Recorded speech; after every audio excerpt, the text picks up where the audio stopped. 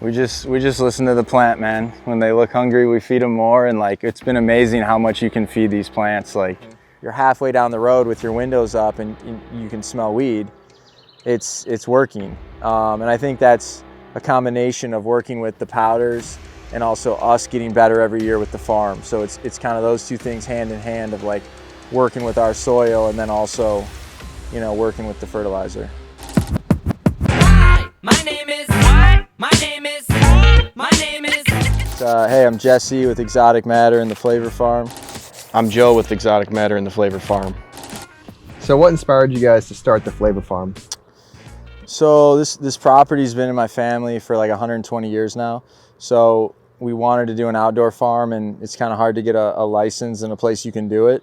And so when we found out that we could do it here, we had to jump on the opportunity. What's your favorite part about growing outdoors here at the Flavor Farm? This, man, being outside. This is better than inside. We're inside growers. We've been growing inside for like 15 years now, and we have a lot more fun riding around on the electric bikes out here in the sun. It's just a much better lifestyle. Get a better tan out here. So what are you guys farming for predominantly out here? Flower or hash? It's all for hash or resin. We consider it to be resin farming. You know, like we're farming it just for resin or for or for terps, you know, whatever you want to call it. But that's the whole intention here. We've never dried a plant. That's not what this place is about. Yeah, it's always been for hash since we've started. I'll never make the argument that outdoor flower will ever smoke as good as indoor flower, so we just never took that approach. But I do believe that hash made from outdoor material can be just as good or better as, you know, material that's grown indoor. And so you guys are farming for both live rosin and hydrocarbon. What benefits do you guys see to also having hydrocarbon as part of your process and not just live rosin? A lot of the flavors that we like don't wash. So the live rosin guys, you know, they'll be taking a huge loss if something's, you know, sub 2% or 1%, and then you have to calculate a split with them, and it's just like everybody's losing money at that point. It doesn't really make sense. So, I mean, that's one part of it. The other part of it is that certain strains like just you don't get the true representation of what they smell like and they taste like unless you do a hydrocarbon. We still smoke live resin. Like, we still like it. We think both are good, just different. They're different things. We smoke a lot of rosin, but we feel like live resin carts are a lot of times better than rosin carts, and we're on the go a lot, and that's a big thing we like. So it's kind of just like a lot of the people we collaborate with here do both, or they do hydrocarbon because they understand that they can take some of everything we have and they're going to get a workable yield by doing that way. Whereas if you send it to a guy for rosin, you know, half of it's not going to work out, half of it's going to be fire. It's just a much more challenging process. So at the Flavor Farm, I mean, how big is this farm, and how many plants are out here? So we're on a 40-acre piece of land. But the actual fenced area of the farm is about 1.2 acres. So in the in the metric rec world, that's a small grow. We're running about 1,420 plants out here on 6-foot spacing. So in all, it's a small farm in the commercial world. And what advantages do you guys see running a quote unquote smaller farm like this versus farms that are much larger in size? For me, it's the attention to the plants. You know, I know every single plant out here, and it's just the attention to detail is much higher. We can de-leaf things a lot easier on this scale. It's doable. I definitely understand on a larger scale of the limitations of being able to de-leaf and get the sun to all those, you know, buds that are in that inner canopy and making sure that they're as fire as the tops. Just really caring for the plants on a smaller level is much easier than on a larger scale. And finding issues earlier and mitigating bugs, mold, fungal issues, for me is what I enjoy about a smaller scale farm. Yeah, I mean, what we're after too, right? Like, it's a small scale farm, but we can get a lot of resin out of this field. Like it's small in terms of acreage if you're thinking of biomass and like people making distillate or things, but like this is probably a 250,000 gram farm of hash at a hydrocarbon level. So it's kind of like when you put that into perspective too, it's like, it's for what we're after. That's good. We're just chasing the flavors. And like he said, being able to check every plant. I mean, it's a passion project, man. I mean, we're a business and it's not just a hobby, but we're very passionate about it, and we just want to make things that we want to consume. What's been the biggest challenge for you guys this year outdoors here in Michigan? Biggest challenge this year would be the early rains. We've seen roughly 5 inches of rain in 3 days, which we're in raised beds, so normally the rain doesn't affect you until you get a massive volume of rain. And then also at that time, you know, we're punching holes through the raised bed plastic to put the plants in, and the leaves don't cover that hole. So they do take on some water until they're canopied out. So that was I would say our biggest challenge, was just that mass amount of rain that, you know, leached into the beds. We just had to watch the irrigation frequencies a little closer at that time and make sure, you know, things were drying out before we hit them with the next watering cycle. But other than that, it's been a great year. Just about a week of heavy rain that was a little bit of a challenge. You're giving me mad confidence. Dude, I'm feeling good. Feeling good, bro. You guys have a lot of bug pressure on the plants? It doesn't look like it. No, it's not real But I'm bad. getting hit with stuff in the face when I'm walking. It's the black flies. Oh, Because okay. we've got moving water back here. They fucking love moving water because of the river. Yep. And this is kind of their season where they rehatch again. Yep. Middle of the year, they're not bad. You know, like July, June, they're kind of brutal, and then September they get bad again. Yeah, I don't see any No, kind of bug pressure on the plant. no, there's not much, man. We I'm go. sure you got something. There's a couple acres of pod. There's got to be a. Yeah, there's a couple aphids here and there, Yeah. but that's all we really see out here ever.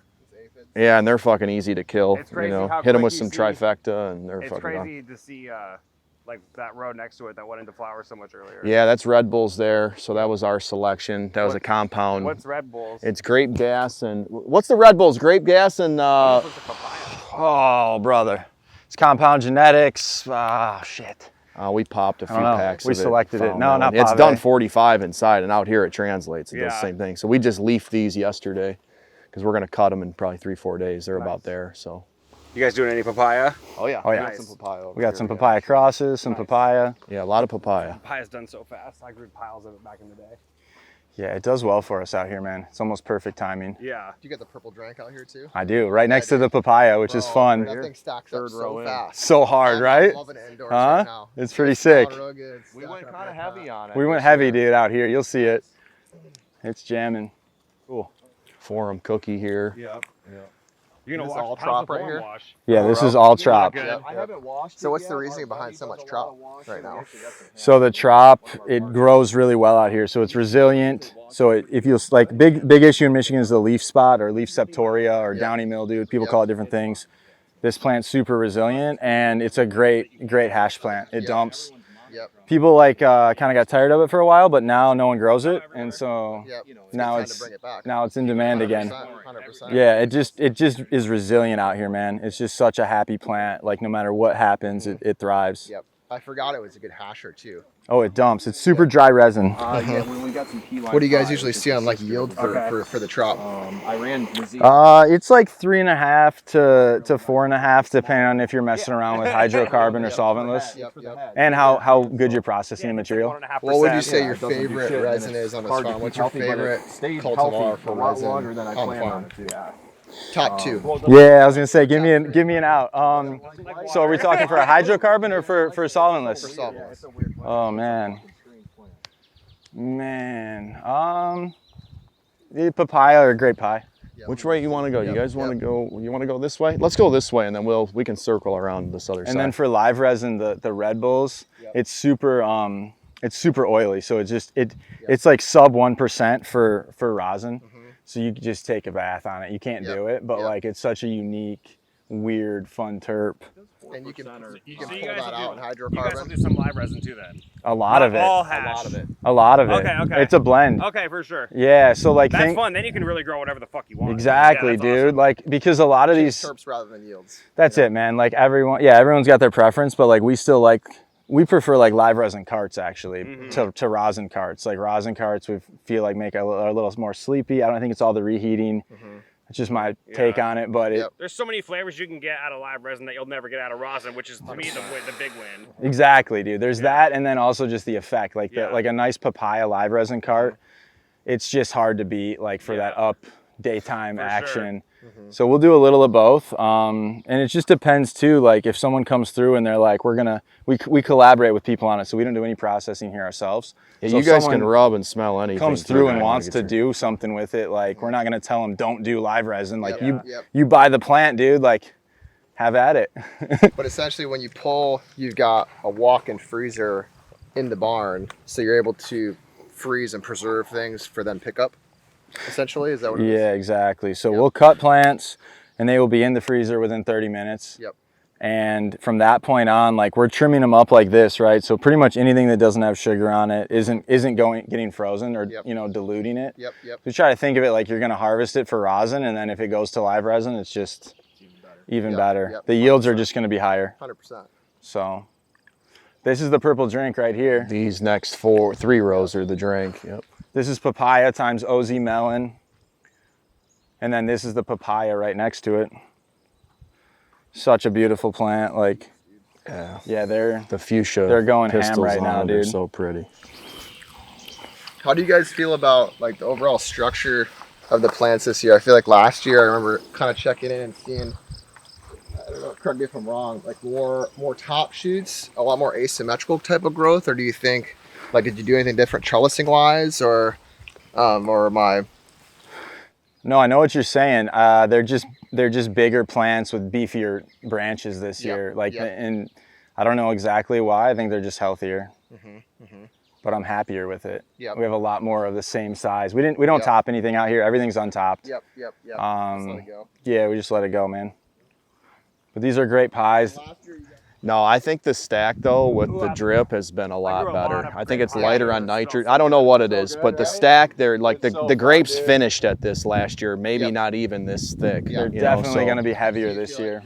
Is that third row in papaya, or that's a papaya? That's the third. That's papaya. That's the mom, and then there's 2 rows of papaya the clone, and then the next up is a cross. Is papaya times OZ melon. Okay. Like the grape, smell the grape, dude. The grape's fucking nuts. Get a rub on the grape, bro.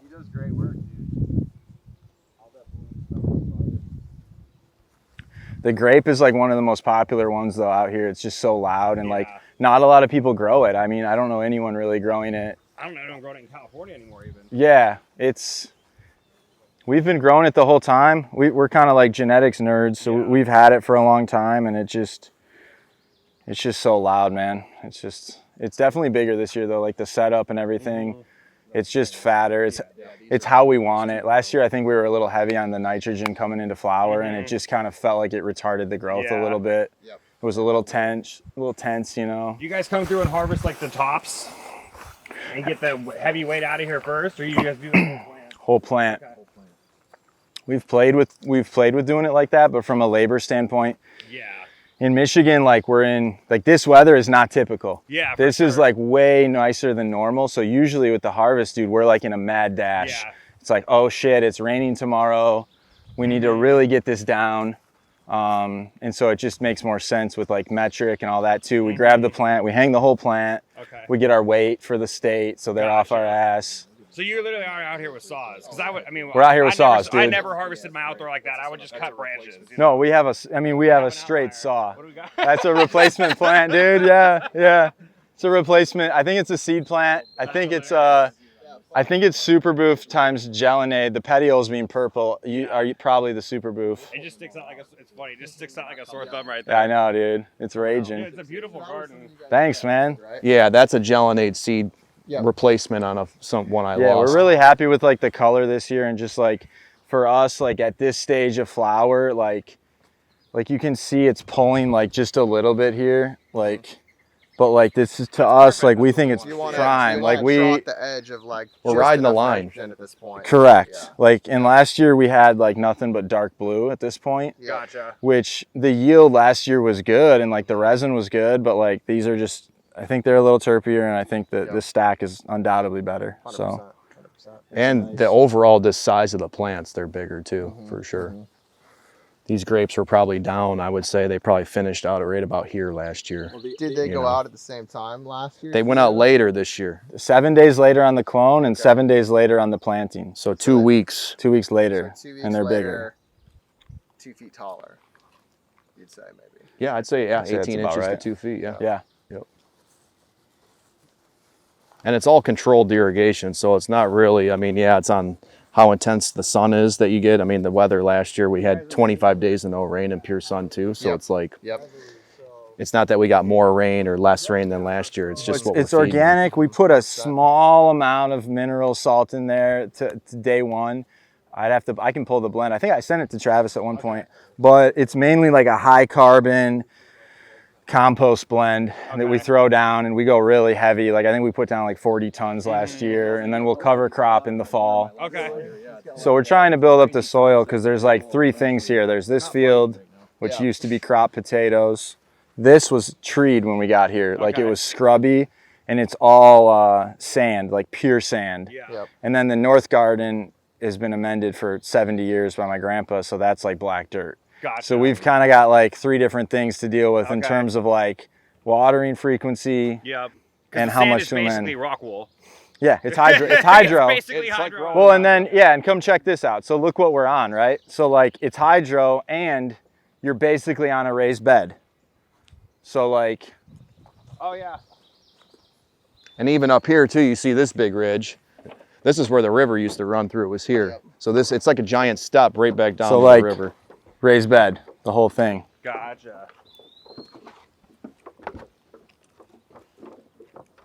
So are you feeding the fields differently, or like I know irrigation's different, but are you feeding same EC for everybody? Same everything. Yep. Yep. Same everything. Not changing. I'm even feeding them the same water this year. I ran it all the same. What are those fucking massive Those pyramids are over there? Gelinade crosses over there. Those are plants we bred. Yep. We reversed the Gelinade. We've got it crossed to Headmaster Kush, which is a clone. Actually, the first plant we ever cloned in 2009. It's crossed to that. Yep. And we've got it crossed to an old DJ Short Blueberry. Yep. We've got it crossed to something called F1, another seed we selected. Yep. And then we have it crossed to Super Boof. Yep. And then we've got across the Motor Breath down in the north Oh, garden dope. that we'll show Dope. you guys too. Those ones are real loud. Yeah, we should go look at those though. They got too tall. We planted those 3 weeks later and they're like 12 feet tall. It happens. It's madness. We keep walking with the bugs, but yeah. We can get some killer shots too. If we walk up that hill, we can get some good lay of the land. That's Vantage point. Climb up on the fucking banister. Get on the railing, bro. Or we can Dude, climb. get you on one of these poles. That boy. Might have to check out that homeowner's insurance real quick. Just fall outside the fence, dude. It's heavy with the side by sides. We got to go heavy. Yeah, he fell outside the fence and he was fired before he hit the ground, right? And then also, so we were talking about, so where do you guys see the flavor farm in the next, say, 5 to 10 years?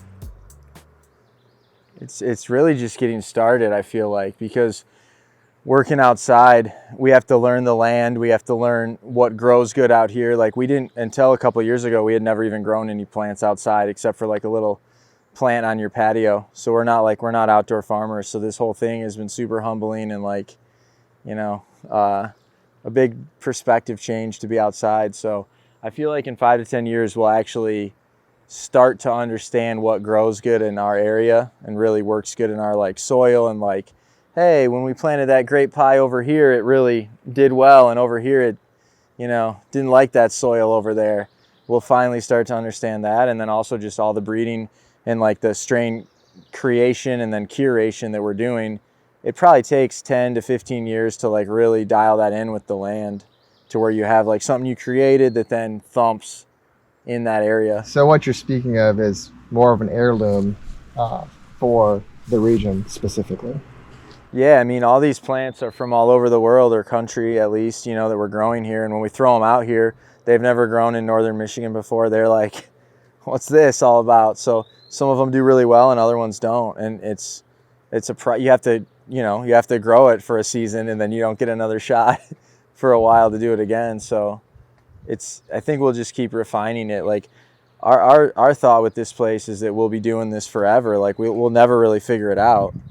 Like we're just going to keep making it a little better every year. But I mean, could be 80 years old and get a crazy storm and be like, oh, that was a weird year. It's always going to change. So in terms of your breeding, right now where it's been, where it's going, can you touch on, your process, the things you're working towards, and any goals for the Flavor Farm exotic matter over the next, few years and future? Yeah, we're always trying to find new stuff that we like to smoke or that we like to consume. We kind of like, all of the breeding just starts with like, hey, what's your favorite strain we have? And then we work backwards from that. I mean, we're not like plant scientists or experts at breeding and, all these recombination tools and this technical breeding, but it's more just like taking the things we like, getting them into seed form. So if we lose the clones, we have something that we can, dig back into to find those flavors and those smells. But specifically for here, I mean, finding things that can put up with like the weather getting cold is a big thing. So breeding things that are like, resilient to that, resilient to leaf spot, powdery mildew. Don't really have a ton of pest pressure out here, but those type of pressures, if we can get plants that are easier to grow and make our lives better, that'll be a part of the breeding. And then anything fun, man, any fun flavors and things we can, pull out of there, we'll see what we get. So the Headmaster Kush has been a staple of your guys' collection for a long time. How did that strain come to be? Yeah, that's a fun story. So we were allegedly getting some packs from Cali in 2008 or 8 or 9, and his brother found a seed in one of them. A highly prized seed back then. You couldn't just order or get clones back then easily. So any bag seed was highly sought after from these alleged Cali packs. And he maybe sold a bag to a professional baseball player, come to be. And we always had a thing we said if you ever find a seed, we'll buy it back for $20, which back in 2008 and 9, when you're in your younger years, $20 was a nice little bounty on a seed. So we bought the seed back. We popped it outside. We verified that it was a female, and we took it into our indoor grow that we had actually just started in a 30-gallon trash can, and it was the first plant that we cloned. So we took that opportunity because we knew she was going to be so special. Just on like the leaf rub on like week 4, we could really smell that, that sour watermelon that you'll find in the early Headmaster terp. And we cloned it in an easy cloner. We cut 4 of them, all 4 rooted, and then it just was a staple. That thing, it was a money printer for a lot of people for a lot of years. So that girl's been good to us, and it's strong. It's a nice, easy plant to grow, and it yields. So we hold it in high regard in our circle. Yeah, so these are all the Gelinades. Yep. These are Gelinade Super Boof, Gelinade Headmasters. They're half rows, so this first half is that, and then.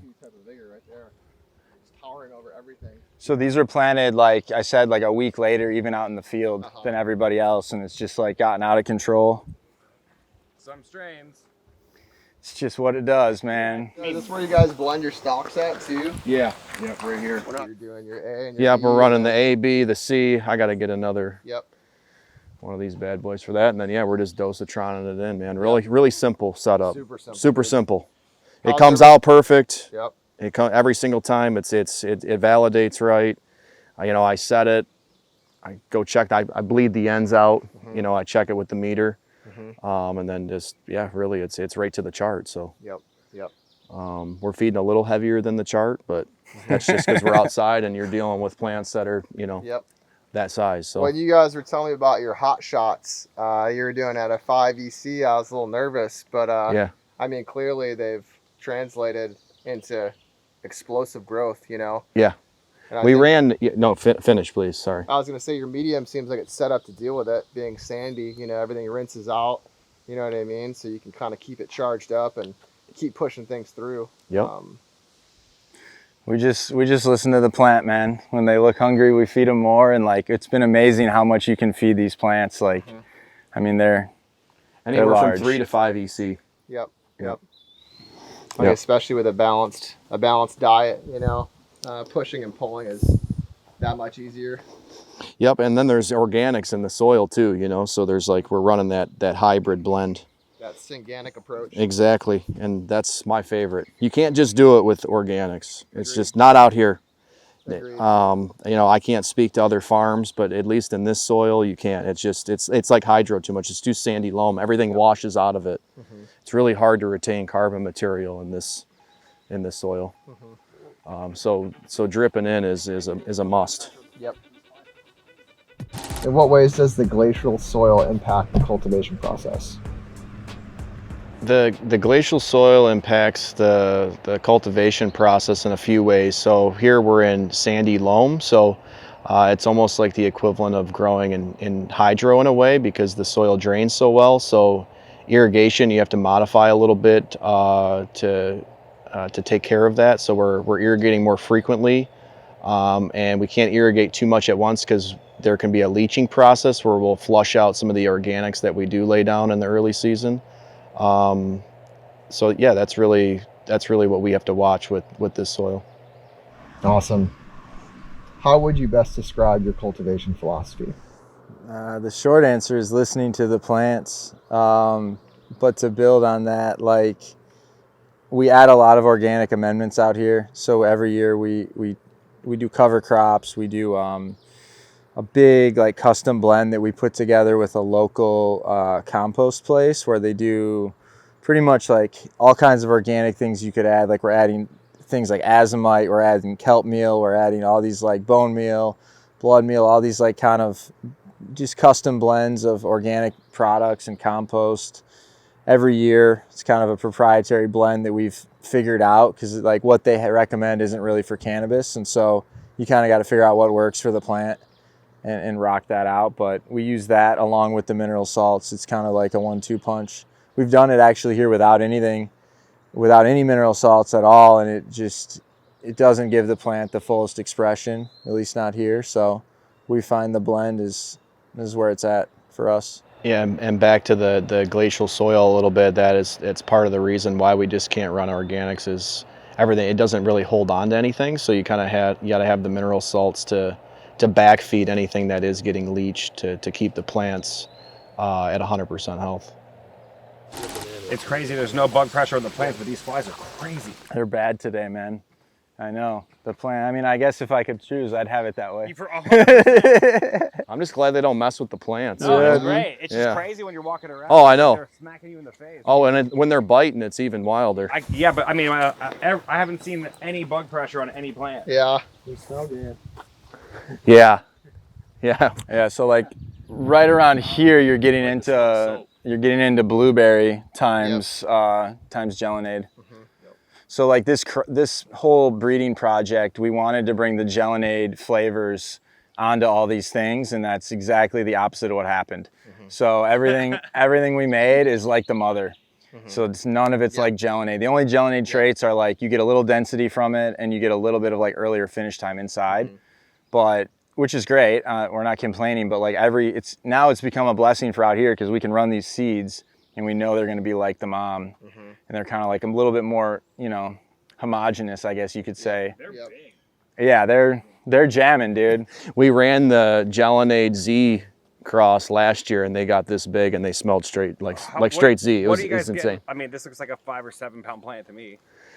Yeah, this is probably hang weight is probably 35 to 40 pounds on a hang weight, and then you're looking at probably 10 to 15 pounds of fresh frozen off these plants. Yeah, so like 5 to 7 pounds Of usable dried, material. Yeah. Yep. Yeah, we've never dried one out here, so God bless. the comparison is like not exact, but So are you saying that when you reverse the Gelonade and hit that to everything you crossed it with, the Gelonade was not the dominant trait in there? yeah, not at all. And like proving that out with a bunch of different. This is a really nice one. We've proven it out on a bunch of different crosses. So gelonade times runts, gelonade times Z, gelonade times super The booth. opposing cross takes the dominant role. That's correct. Yeah, did not pass on the traits. Whereas like if you cross stuff into gelonade, a couple of people I know have done that, and it's straight gelonade dominant. So it's just that's the rub gambling. on this one, and you'll see how it leans towards the blueberry so heavily. Yeah, that's super fun. That's really yummy. Oh yeah. Wow. Okay. No gelonade at all. That's just super yummy. Yeah. Yeah. It's like a blueberry gummy. Very gummy berry. bear. Yeah, dude. Dude, wow. Yeah, so one thing I noticed when the cross I did with the TKO, I pulled a TKO male, which is like TK to GMO BX, so straight gas, and I hit that to a lot of my keepers. Most everything skews towards the gassy end of it. I don't have things that are like half TKO, half Zazul. It's like a little bit more gassy, than anything. So it's like the pollen donor, or it's like the pollen receiver? donor was the TKO times GMO BX. It was an actual male. Okay, it was an actual male. We hit that to the Zazul, the Guava Cooler, a bunch of other stuff. But the gas comes out predominantly more than everything else on the cross. It's not overwhelming, but it skews in that direction rather than like there's no crosses that are like all Z. It's either gas and Z or just a lot of gas. So I found that interesting. So I was thinking from there you cross it back to more Z to kind of try and push that out. But I don't know if you're going to be inbreeding too much at that point. You know what I mean? Yeah, and then you spend like 3 years, and then you just start growing Z again. Yeah. And it's like that's like what I found out about breeding and about pheno hunting is that it's really fun, but it's a painful sport. Oh yeah. It's a painful sport, man. We've probably popped, I don't know, at this point probably 3,000-4,000 seeds, and we've got 3 things that we've kept. Yep. It's about 1 in 1,000, dude, is what I've seen, and like that's like taking notes and actually smoking those phenos, and it's like at some point you kind of question whether that's a good use of your time. You're looking for a winning lotto ticket. You are, man. It's really cool when you find one, but like if the herb's not good, people don't care. They don't care that you spent all this time to do this thing. If the herb's not as good as this other clone, 100%, then 100%. I don't blame them. It's just what it is. But out here it's cool because we'll run these as a blend. So like all these seeds, all the blueberry times gelonade, it's going to go in one batch, and it's all going to be extracted together. So that's fun because you get this terp that you're never going to see again. It's those seeds this year blended together, never to be repeated. Limited mixed pheno hunt batch. Exactly. Man, these are monsters back here. These are probably your biggest ones here, huh? Definitely. Yeah, Definitely. these are the biggest ones on the farm. Like this is I mean, if garden. you get a shot next to it, dude, you'll see. I mean, it's like I'm 6 they're feet tall, 12, dude. they're true 12 feet. You know what I'm saying? Because you're in the ground, so it's like you see these guys outside. It's cool, whatever, with the pots, and they're like, it's 14, but it's like, but you got 3 foot of pot. Right. We got a greenhouse at that we start everything in, but we got an indoor and we got all this other shit we got going on that it's just like It's too hot. it's the heat thing. We'd have to really. Yeah, the only thing I ever see about like throwing up like even just PVC hoops out here, if you guys got that fucking death storm at week 6, you could just fucking throw some plastic over them for a week, or a couple That's days true. even. That's true, dude. Yeah, berry hoops are super cheap. We'd have to grow smaller plants. You would. So how have drip powders worked at your guys' farm here in the Flavor Fund? So far, just like from a technical standpoint, the mixing has been a lot better for us here. There's not fallout. We can get everything to kind of, homogenize really well. And feeding the salts, doing the validations, everything comes out on point. I don't have to do a lot of tinkering around with that. With other brands, I had to kind of, change the concentrate. It didn't validate out how we wanted to. And then feeding it through the lines, it's been really clean too. I've had issues in the past with other brands kind of clogging up the emitters, especially this time of year at the end of season. We haven't seen any of that, no clogged emitters. And then when I'm testing the runoff, I'm just going off the drip chart. Everything's coming out exactly on the EC that's shown on the chart, so that helps. It's just a lot more efficient with time, and the plants have been loving it. I think we're getting better bulk on flower this year. I think your guys' ratios are more dialed in. with the MPKs. So that's what I've noticed. This isn't on here, but I'm just gonna ask you, can we ask about the terps? Like how are the terps at the farm stacking up this year versus previous years, or is that too provocative for you guys? No, we can ask anything, All bro. right. It wasn't on the list, so I didn't want to like Yes. hit you a little curveball. Come on, bro. You only got one curveball? We need more, dude. We need hard-hitting journalism out here, bro. We need That's some... the fucking truth too. So. Yeah, the terps are jumping more. It's louder, right? So what I was talking to you about earlier off camera is like I felt like what we did last year, and I'm not going to mention any companies because we used multiple companies truthfully last year. It's not about that.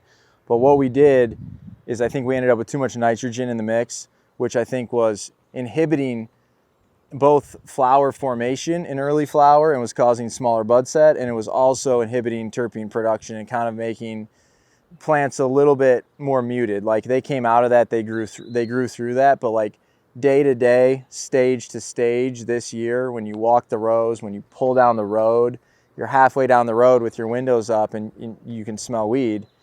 It's working. And I think that's a combination of working with the powders and also us getting better every year with the farm. So it's kind of those two things hand in hand of like working with our soil and then also, working with the fertilizer. So since switching both the flavor farm and the indoor cultivation of exotic matter over to drip powders, how would you best rate the service you guys have gotten from our multiple advisors, our founders, and everyone on the team? Oh, it's great, man. Everybody's just super cool. There's so many fertilizer companies and it's everything's a little different, but a little bit the same. And at the end of the day, it's kind of like, who can you trust? Who do you get along with? Who do you like working with? All that stuff matters to us. Like we were touching on earlier, we're still trying to have fun.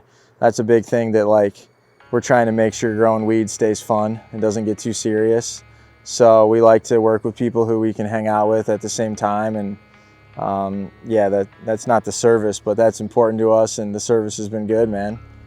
Yeah, anything we've asked for, you guys have been there to help us, and the nutrients come quick. There's a lot of other, soil testing, leaf sampling that you guys have offered up. It's been great. It feels like to be part of a team, which is nice. So it's like an extension of our family and business. We feel like being partnered up with you guys. Well, it's going good, bro. The weed looks really good. It's coming out nice, dude. Yep, good. I know you guys were dialing in the indoor a little bit initially, and you guys were feeding a little bit more than I think. Yeah, we're still playing with it, dude. Now I think we're coming in. We're rocking at like 1.8 right now when we're stacking it up, and then up to like 2 when we're getting a lot of runoff. Yep. It's kind of like the hottest we're going. Pro Mix 3 gallons, was it? Yeah, that's right. Yep. That's right. Yep. Have you looked at those rip and ready bags? That's what I'm using. Oh, cool. Yeah, cool, yeah. cool. 3 gallon from ProMix. Yeah. Nice. Fuck. They're brutal today, dude. Keep walking. When I come up earlier, I was like, they actually weren't as terrible as they are now. I thought we were going to get some relief today, but. The first time I brought Joe out here, it was all ferned and it hadn't been like used in like probably 5 years. Yep. We get out of the car and there's black flies, like 30 of them on you immediately. And I'm like telling him, yeah, so we're going to do this farm out here. And we're running back to the car. Yeah, they're deer flies. Are they the one that bite? The big, Oh, what they you fucking welt hurt. up, dude. And we were, Like the spotted wings. yeah. The ones up north here are a different breed too, man. Yeah, so it's so much better than that though. It was wicked before we cleaned it up. The terps are cooking today in the heat, dude. It's hot. This is that ZM32. First time running that out here. This is Perm times Skittles. Yep. Looks like it's going to yield like a Skittles. Yep. This is like not really, like it's a good sized plant, but it's not really the structure we want. Like we're trying to get more like the affy, like, broadleaf plants. Yep. Yeah, like more like the grape or papaya. Yep. It's just less risk with the wind. They just usually finish earlier. Papaya's a dream to grow. It's hard to beat. It's hard to beat. When I was growing it, it was just like me and one other person who had it, and we were running so much of it. I was like, dude, I don't want to grow anything else. This is so easy. What is this one right here? This is a seed plant. And I'm not sure which one it is. It's It's one of the wild. 5 we told you about, but yeah, it's crazy. Yeah. I know, right? that fucking main line, dude. That thing is beautiful. Yeah, some of these seed plants that are like mysteries just came out really fat, like really heavy. They still got a long way to go. We're still at least probably 3 to 4 weeks on some stuff. Yeah, it seems like great development for. Yeah, for where we're at. For where we're at, dude, they're going hard. They're like going in this hard. weather, it's supposed to be like this for another 9 days, which is like Perfect. Godsend. so nice. Dude. We're No so- rain. We're just like, 80. please be right. Especially Please be after right. last week it cooled down quite a bit. I mean, it felt like fall was really in the air, so it's nice to get some relief this week. And also, I mean, it probably acted as a good signal, even the chill last week, to kind of push them into like where they need to be going, you know? Yeah, we ran 3 days where the nights were, I think it was 39 to 45. Oh, wow. 3 nights, 4 nights in a row. Yep. And its average nighttime temp up here is about 55. Yep. So we're getting that drastic difference, you know, from it's 85 here in the day, Yep. you know. You're getting a 30, yeah, you're getting like a 30-point swing. But those cold nights were like borderline, dude. Like when you see a 3, Yeah. you're kind of like, you're like, okay, this is a good signal, but this is also like, I hope that 3.9 is accurate. Yeah. Like, and it's not like 3.6. That's why we go a little later too. You know, we don't come out, you know, right on June 1 because you can still frost up here. It's happened. There's a couple neighboring farms that are a little further that way that have lost a significant amount of plants to the frost. So Really? yeah, we just can't, you know, we can't take that kind of loss. It'd be hard for us to recover, you know. Yeah, this is my grandpa's old veggie garden. No wonder it's raging. It's Yeah, it's black silly. dirt down here. Lives are just in the ground. Well, and he like amended it. So like I was telling Joe earlier, because we've been burning some trees, and like when I was a kid, my grandpa would be out here with all the ash from his wood stove, like dumping it out here, and he'd be out grabbing pine needles and like mulching with that. He was like super into organic gardening before that was like a thing. Yeah. Mainly because it was free. So like this has been amended with like horse Eggshells. manure and like Yeah, all yeah. that stuff that he had. But the plants are just like ridiculously healthy. The dirt's a different color down here. Like it's dry right now, but like this is dark, like compared to where we were. If you Yeah, look we at can the rip edges, a bed open. I'll show you. You know what I mean? Grandma's old grapevine. Yeah, we get the grapevine. The grapes will come in here and grow in here, so we can eat these. They're these wild grapes. It's the best. I get mad at the deer when they. You can even see it in the aisles. Yeah, I mean, you can see it, you know. Yeah, you can for see up the, here, like- dude, that's like, Yeah, no, that's for black dirt up here. Yeah. You order topsoil from like, you know, whatever, an excavator or something. You look at it, you're like, that's sand, buddy. This is key lime pie. Supposedly a really good. supposed to be a sister of Skittles, allegedly. Kind of like a creamier, less pointed Z. Grows great for us though. Like this Yeah, is, super nice plant. yeah, dude, great structure. Some Moroccan peaches, that's those taller girls that in there. Yeah, Moroccan. Pre-T1 indoors. I'm on day 25 on it, and it's just like, it's like picture perfect stack on day 20. This is it, right? Yeah, That's her outside. Papaya bomb. Taliman. I love Moroccan peaches. Yes, that one's a little bit further ahead of mine then. If you were indoor, what would you say you're at right now? 32? 35? Yeah, somewhere in there, 28 to 38. Yep. It's so hard to tell, man, because out here it's so gradual. You just wake up one day and they're like flowering, and then they're done, and it's just kind of, yeah. This is the Taliman, dude. She's going ham. If it finishes, like, we're gonna be stoked with this. Just a really, Yeah, the hash on this is like the hash some on of this the is, best it's hash. some of the best in the world. As It's far, I would go so far as to say it is the best hash in a disposable. Period. Like it's top 3 again. yeah. But Subjective, it's up there, yeah. dude. I mean, the flavor pulls through on carts like It does. few hash does. It's as up far there as with live like rosin. Super Boof. Yeah. That, as far as translate, whether you like the Super Boof terp or not, Yeah, but just the it's translation, translation. yeah. Yeah, 100%. I mean, yeah, you can't really ask for a better, I mean, what are you going to do? What are you going to do better? You guys are really crushing it up here, dude. Thank you, It brother. looks Thank you, fucking brother. magical. Thank you, man. This is where we start everything. So we bring clones in from the indoor in around March. Run everything in cocoa in there. How big are you getting them before they plant then? Pretty big. Not 8 inches. We're bringing them out. Yeah, Try 8, to 10 root them. We inches. transplant them. So we'll clone them directly and the indica cocoa, Yep. and then like loose cocoa. Yeah, like yeah. we press it, put them in there, and then we transplant them into 3x3s or 4x4s. Perfect. They're 3 by 3 inch. 3x3 Yep. into like a really heavy soil Okay. with a bunch of biochar Yep. and like something that holds So water. you're putting something out. You're planting out of a 4-inch pot. Yeah. You look perfect. Yeah. Because when we did them before in like little plugs, that first Sand. week of watering with sand, It's impossible. the wicking, you can't keep them and wet. If they're too big, I don't know. There's something about putting younger plants outside. I swear to God, if you put like a 3-gallon pot in the ground, it doesn't do as good. They get mad. Yeah, they get pissed. That's It's weird. It's there's Yeah, dude. It's that. That's the it. Size. It's And they only prime. get so big in the ground too. So like these were planted a month later than Yeah. everything, and you can see they caught all the other seed For plants. sure. You know, so When I first did outdoor, I used to think like, oh, I gotta put the bigger I put them out, the bigger they're gonna be. No, they don't like and then, it. Like we're like half short on plants, so we planted a bunch of 8-inch plants. They were fucking way bigger than the big ones. Totally, So dude. there's just something about that young plant. I learned my Yeah. lesson with that year one when I brought all my genetics when I moved up here, Yeah. and I planted all the moms back here, and I lost 30 things. Yep. They yellowed out so bad Yep. they just died. And then you're thinking they need water, like they're dry because they're all dry. The more water you give them, the worse it Yep. gets. But So you guys just recently opened up a new dispensary in Muskegon called The Trap.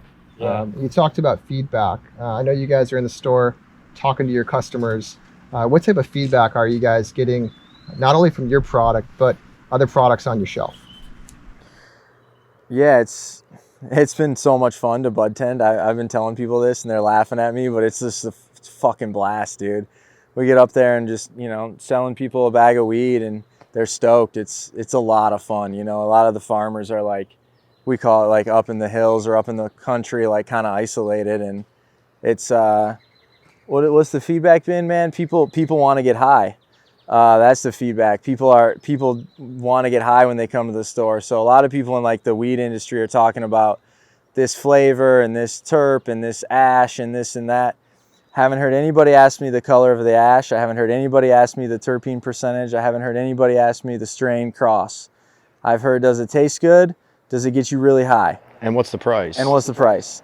And people don't want to hear that, but like that's what I've heard from every single customer. And like, it's because people have limited amounts of money and they want to know that what they're getting is worth it and it's going to be fun. And so, I don't know, we're just not, I don't know, I don't want to fight that anymore, like it's okay for people to want to get high. Like that's not a bad thing to want to get high, and that's something that's been fun. People have been loving some interesting products that we haven't thought in our market that they would like. Like people have been liking some live resin that actually one of our partners, Humblebee, does from here. Live resin carts have been flying off the shelf. I thought everyone was smoking distillate, but now all these live resin carts, like I can't get enough of them. People are loving THCA covered flower, snowballs. That's hot. People love runts. I don't know if you've heard of this strain. People love this thing called runts. A lot of candy. People like candies. I call it the price to quality ratio. When you find that right spot, those are the products that move really well. It's not necessarily just the high end or the highest priced item. It's the item that has the best price to quality ratio that I see moving. So sometimes it's things on the middle shelf that are priced right, and it's the right flavor. It's candy. It's some kind of runts cross typically that moves really well out of that store in that region. But that's what I see. So we know you guys are creators and curators, right? How would you say you best balance the curation process versus what you just mentioned, what the customer at the dispensary is asking for? Yeah, I think you have to be willing to take a little chance and put something out there that you really like, that is really good, and see how it does. But you can't beat your head against the wall and just keep trying to tell people they should like it because it's good. So it's kind of a, like we've dropped a bunch of this blue yuzu, which is like a Z terp, and it's not purple, it's not as frosty as a lot of things. It doesn't have the bag appeal. It tests at like 25%, so it's okay there. But like we'll put that out, and we'll also drop 3 other things that are 30% and look really tight. And so it's kind of like you balance, like you give a little of this thing you really like, and then more of these other things, but they're like your version of that other thing, right? So maybe it's a runts cross, or maybe it's a high tester, but it's your take on that. So it's still kind of true to like how you would see that, the best, most like stylistically correct version of that thing that you would be happy with, but it might not be like your flavor or your high that you're looking for. We try to have something for everybody though, like on the menu. I kind of think of it like a beer, like a brewery, right? Like very few breweries like just do an IPA and they're like, forget all other forms of beer. Like, I guess a few do, but like a lot of them will have a pale ale, an IPA, a stout. Not everybody there wants a stout all the time, but you have one if people want that. I'd kind of compare it to that. Yeah, and really here we're always just trying to just grow a lot of different flavors, to Jesse's point, some gas, some candy, some citrus. We don't really look at what things yield as much. We look more for the flavor profiles and how to get diversity there. And that's kind of how we do the menu selection every year, and then just keep refining it, for what's done well in the past and what's still kind of on trend, and what we feel is still a really good terp, even if it was something of the past, and bringing that back and keeping it around. So in 2022, you guys brought Olympics to Michigan. How did this come about? Yeah, just had the idea. I didn't have the idea, but I saw what Green Wolf was doing out in California, and I thought it was really cool, and had the idea to do that here. And then one of our other partners, Ty, had the even better idea, which was instead of copying it or trying to recreate it, let's try to connect with them and see if we can collaborate and take what they've done and build on it here. So we got in touch with them, and we've kind of been jamming on it ever since. They've been great to work with. They give us a lot of creative freedom to kind of just do what makes sense in Michigan, because not every market's the same with how the licensing stuff works and all the brands and everything. So we've been doing it every year now, and it's been getting better and better. And this year was the first year we actually did a rosin box along with the flower box. So that was really fun to see, and people got really excited about the rosin. It was a lot of good rosin in there. It was really fun for us to go through and try them all and, vote ourselves in our mind. We don't actually vote, but, on the piece of paper, and see if we were seeing the same things as other people were. So for anybody who doesn't know, the whole idea of the Olympics, though, is that it's a blind contest. So you get all the brands, favorite brands, put weed into a box or rosin into a box. There's no branding on it. There's no labeling. Blind tasting. It's blind. So you let the product speak for itself. So instead of thinking, hey, I really love this brand and, this is cool, it's like, well, I like this flower for the flower, or I like this hash for the hash. And that ends up being super fun for people who like find a new brand they like, or try something they would have otherwise not tried because the name is weird, or, whatever else. Like the packaging, or... Yeah. Price point, any of that stuff. It lets people try and kind of really, figure out. It lets the product speak for itself. So that's been super fun. The event's coming up, actually. It'll have already happened by the time this comes out, but it's this week. It's in a couple days. So we got a bunch of fun stuff planned for the event. And yeah, we just try to make it more and more fun every year.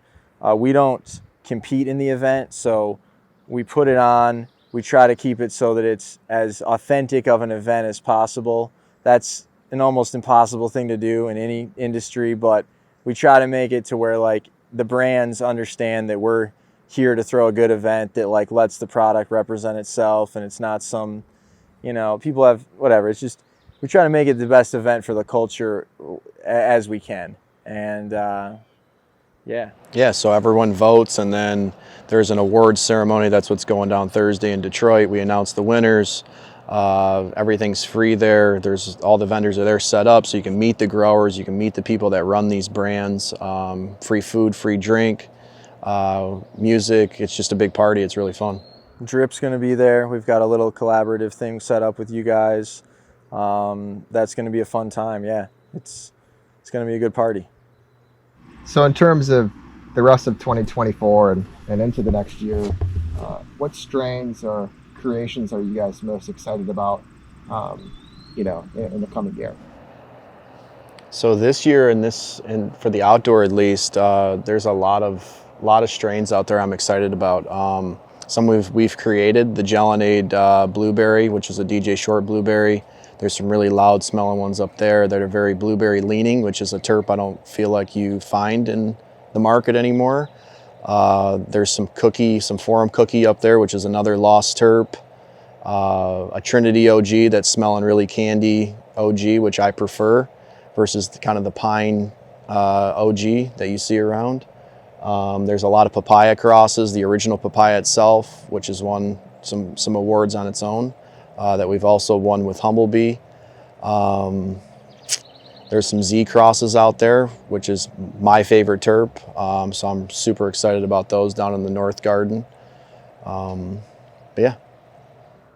Yeah, I think you hit it on the head. I'm really excited for this Gelinade times Headmaster Kush. These seeds that we got out here, the Headmaster's a clone we've had since 2009. It's my favorite plant that we have, so I'm excited to like see that and see a cross of that, see how that comes out.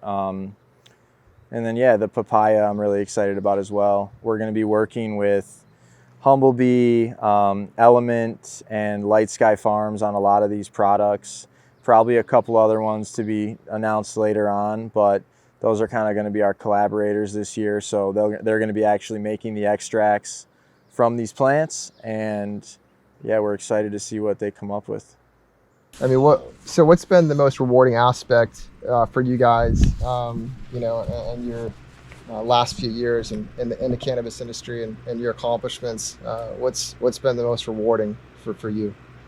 Man, that's a big question. I think the most rewarding is getting to work with people that we want to work with, and a lot of our friends. That's been super rewarding. Getting to kind of do things that we want to do. We're not like funded by a big company or have a bunch of people we have to answer to, so we get to do things that we want to do, and that's a great lifestyle, and that's super fun. Here personally, this is super rewarding to like farm land that's been in my family for a long time. That's just kind of a surreal thing to get to do, so I'm pretty grateful for that. For sure. For me, it's working with friends and family. It's farming this land. It's seeing plants go from 8 inches tall to 10 feet tall, and then it's putting out products that people truly enjoy, that are of the quality standards that I want for myself. So just getting to see that is super fulfilling for me. So where can we find you guys? Instagram, the shop in Muskegon. How can people go about finding Exotic Matter, the Flavor Farms product, and everything you're doing at the trap? So you can go to exoticmatter.com. That's one spot. You can go to _exotic_matter on Instagram. The Flavor Farm is _the Flavor Farm, and the trap is the trap MKG _.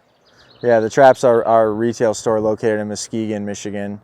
We'll have all of our stuff there, and then you can find our stuff around the state with a bunch of our retail partners too.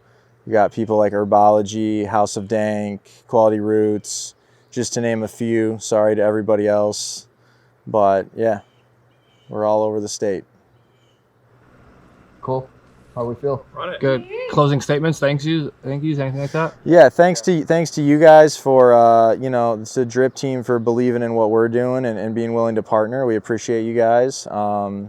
And yeah, we look forward to working together. It's a good time. Yep. Shout out to the Drip team and everyone that supports the brand out there. We appreciate you guys, and we'll keep bringing the fire. Oh yeah. I think that's good. Money. Cool. Finito. Money. Yeah, that was really good, dude. Oh. There was like a... Blacked out again. Blacked out again. Once you were like, free range, hit me with the hard ones, I was like, okay. I thought that's a fucking banger. That's a wrap right there.